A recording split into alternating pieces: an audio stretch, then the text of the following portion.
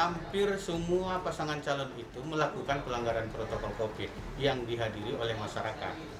Nah, termasuk pelanggaran protokol itu adalah menjaga jarak dan juga memakai masker dan kerumunan massa. Itu dia sebenarnya yang menjadi masalah.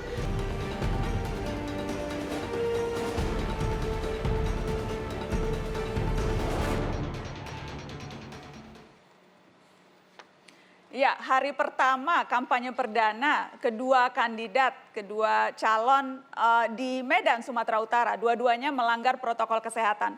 Bagaimana penjelasannya? Saya ke Pak Ahyar dulu. Ya Mbak Nana, saya juga nggak ngerti kenapa saya dapat peringatan. Karena saya tidak ada mengundang orang, tidak ada mengundang massa. Saya hanya hadir bersama pasangan saya, sama tim kampanye saya untuk mendaftar. Nah ternyata banyak masyarakat mengikuti dan saya tak tahu itu. Bukan pendaftaran Pak, kampanye perdana Pak. Loh saya kampanye perdana apa kesalahan saya? Saya nggak tahu kesalahan apa rupanya yang saya lakukan.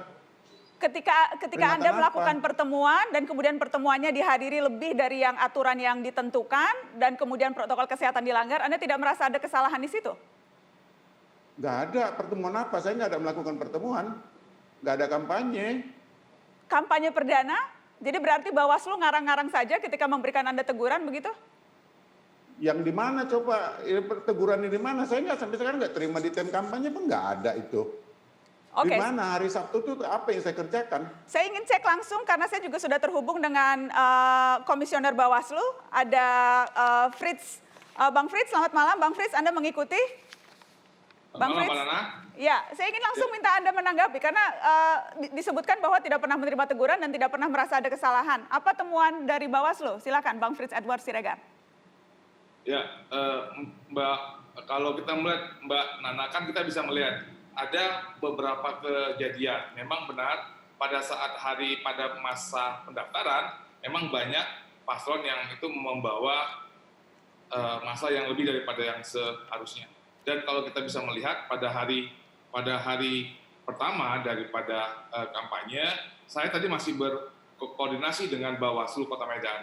Apakah sebenarnya teman-teman tuh apakah melihat sendiri bahwa ada pertemuan yang melebihi daripada 50 orang sebagai batas terkait dengan rapat terbatas sebagaimana yang telah diperintahkan oleh PKPU 13/2020.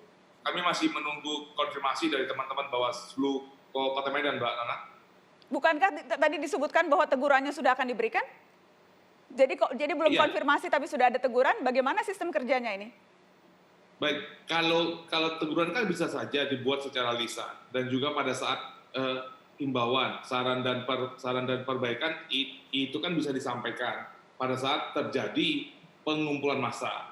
Dan pada saat misalnya pada saat sebuah saran dan perbaikan dan himbauan itu tidak dilakukan, baru nanti akan disampaikan juga.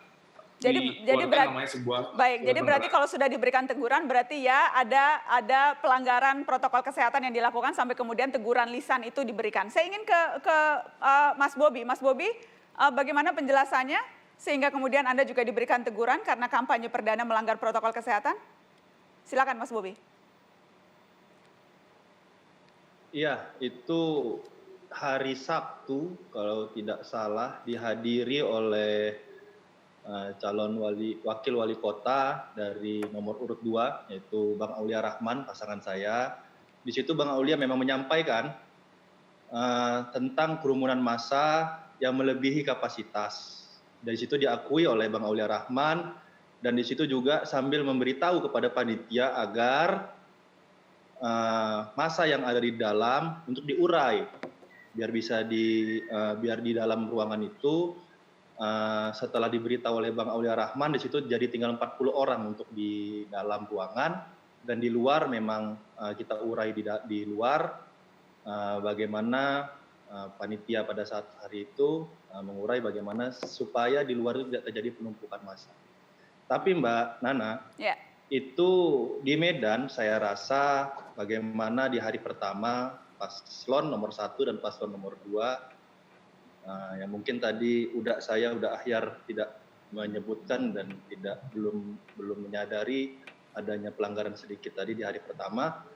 Tapi itu mungkin terjadi karena di Kota Medan sendiri saya rasa sosialisasi tentang protokol kesehatan yang dilakukan oleh pemerintah Kota Medan selama ini belum begitu aktif. Jadi kami paslon itu selain berkampanye memang memperkenalkan diri, kami juga sekalian menjadi motor penggerak mensosialisasikan protokol kesehatan. Itu yang kami komitmenkan. Makanya mungkin di hari pertama paslon masih kami akui masih sedikit agak kelabakan di hari pertama karena itu masyarakat belum banyak disentuh tentang protokol kesehatan selama ini. Saya ingin ke Mbak Titi, ada Mbak Titi dari Perludem. Selamat malam Mbak Titi. Ya, selamat malam Mbak Nana. Bagaimana, jadi tanggung jawab untuk mensosialisasikan protokol kesehatan itu memang ada di pemerintah kota, ada di KPU, di Bawaslu, atau tanggung jawab itu juga seharusnya ada di pasangan calon? Iya, kalau kita baca berbagai regulasi yang ada, tanggung jawab itu ketika pelaksanaan kampanye sesungguhnya paling utama adalah pada pasangan calon. Karena kenapa? Pertama, mereka adalah pemimpin yang diharapkan akan menjadi pemimpin transformatif membawa keluar kita dari masa krisis di tengah situasi pandemi. Jadi bisa dibayangkan Mbak Nana kalau pemimpinnya saja tidak paham soal protokol kesehatan, lalu kemudian cenderung toleran begitu ya melihat pelanggaran, maka sebenarnya orientasi kepemimpinan yang betul-betul transformatif tadi agak sulit kita harapkan. Selama ini kami amati ternyata calon itu cenderung membiarkan. Karena kenapa? Misalnya takut dianggap sombong atau kemudian pemilih menganggap mereka menjaga jarak dan lain sebagainya. Padahal komitmen protokol kesehatan itu adalah komitmen soal nyawa manusia, komitmen soal kesehatan masyarakat, komitmen bagaimana menempatkan keselamatan dan kemanusiaan sebagai sesuatu yang prioritas. Jadi kalau kemudian kandidat misalnya tidak mengambil risiko dengan membubarkan atau kemudian mengambil langkah-langkah untuk memastikan para peserta pemilihan itu patuh pada protokol kesehatan, itu yang mestinya menjadi evaluasi bersama dari pemilih terkait komitmen calon terhadap prioritas mereka terhadap pemilih dan juga masyarakat. Baik, saya ingin lempar lagi ke Pak Ahyar. Bagaimana Pak Ahyar, apa komitmennya untuk terus memastikan agar pilkada ini bisa berjalan sehat dalam arti sesungguhnya, yaitu mengikuti protokol kesehatan, Pak Ahyar? Sesungguhnya saya paling komitmen tentang protokol kesehatan itu sendiri. Saya tidak kepingin lagi ada masyarakat Kota Medan itu tertular COVID-19 ini. Itu komitmen. Jadi mengenai teguran itu tadi, saya juga nggak ngerti. Karena pada saat acara yang di mana itu pun saya nggak tahu. Itu pas acara apa, saya ditegur pun nggak tahu sampai sekarang gitu. Jadi kalau komitmen... Deklarasi relawan di rumah pemenangan, Pak, ini kemudian di hari Sabtu, di hari pertama kampanye, Anda tidak menghadiri acara itu, Anda katakan karena di sini ada informasinya tuh Anda menghadiri acara deklarasi itu. Deklarasi apa itu? Deklarasi rasa, relawan Ahyar Salman Al-Farisi.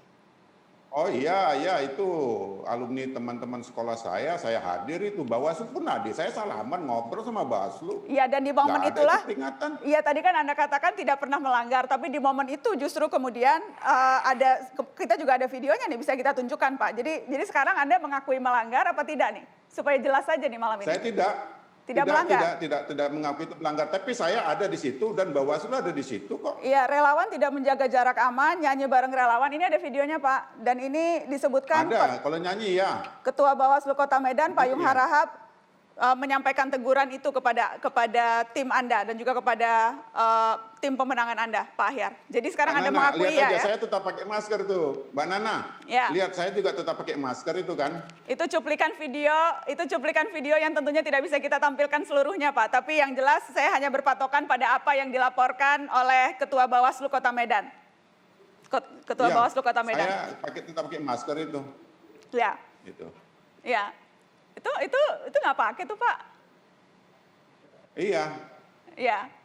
Sebetulnya saya tidak mau berdebat soal ini, cuma karena tadi ketika di awal Anda mengatakan tidak pernah merasa, sehingga kemudian kita harus menunjukkan videonya. Baik. Jadi sebentar Mbak Nana, sampai sekarang sekarang saya nggak dapat teguran. Udah sekian hari ini hari Rabu, dari Sabtu ke Rabu saya belum dapat teguran. Hanya Mbak Nana saya dapat kabar ini teguran itu. Jadi tidak merasa bersalah karena tidak ditegur langsung, Pak? Ya, saya nggak tahu.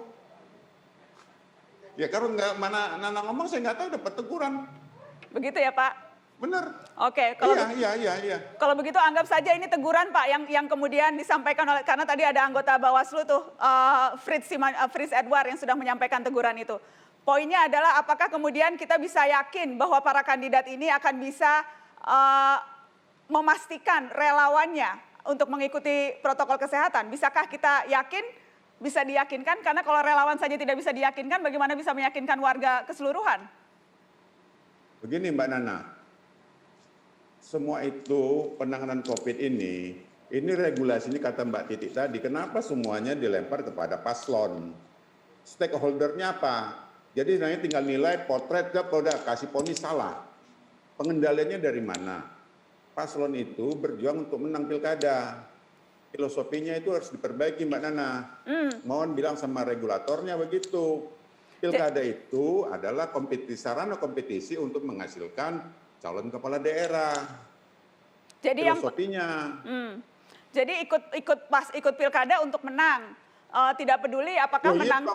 Ya, tidak peduli dan tidak ada tanggung jawab menangnya di tengah wabah yang protokol kesehatannya harus dijalankan. Begitu Pak? Tanggung jawabnya bukan pada paslon. Yang menetapkan pilkada di tengah wabah itu siapa? Kan pemerintah dengan KPU bersama DPR RI. Memang kita pilkada di tengah pandemi. Dan kenapa kesalahan itu semua? Ya Pak Ahyar, Anda tidak merasa ada tanggung jawab dari paslon untuk memastikan kampanye itu tidak merugikan rakyat? Tidak ada tanggung jawab itu? Bertanggung jawab, tapi stakeholder tuh ada regulator. Regulator tuh siapa? Ini kan semuanya kesalahan dilimpahkan kepada paslon.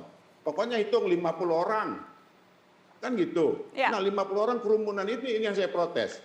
Nah bagaimana kalau saya kumpulkan 200 orang tapi di Stadion Teladan? Itu apakah disebut kerumunan?